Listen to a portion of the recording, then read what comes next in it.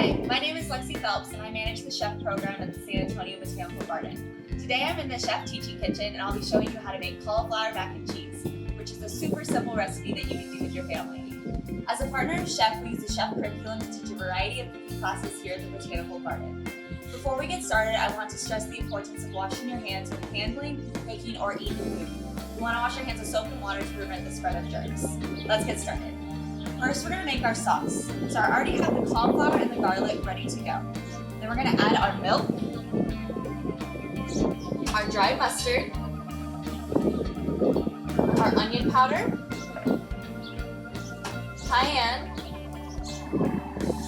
some Parmesan cheese, and last but not least, some cheddar cheese.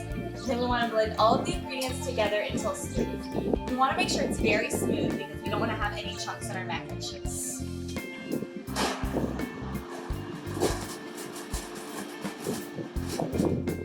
Alright, now we're going to work on our breadcrumb mixture. First, to an empty bowl, we'll add our breadcrumbs. Then we're going to add some fresh parsley, nice and chopped from the garden.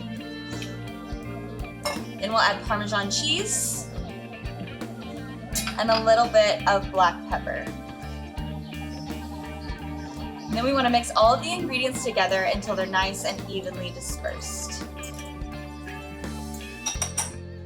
So the pasta is already cooked and ready to go. So now all we need to do is combine all of the ingredients together.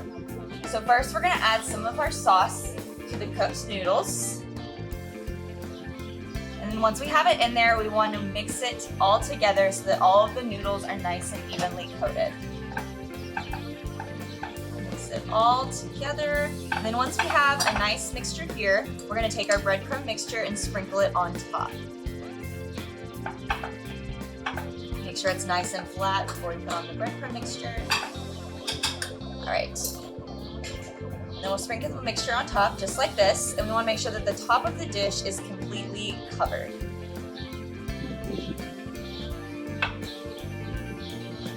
Alright. Then we'll put our mac and cheese, which is all ready to go, in the oven. I'm going to put it in for about 10 minutes at 350 degrees, and then it'll be ready to eat. We hope you enjoyed this chef recipe demonstration. If you'd like to try this recipe at home, you can find the recipe at savot.org.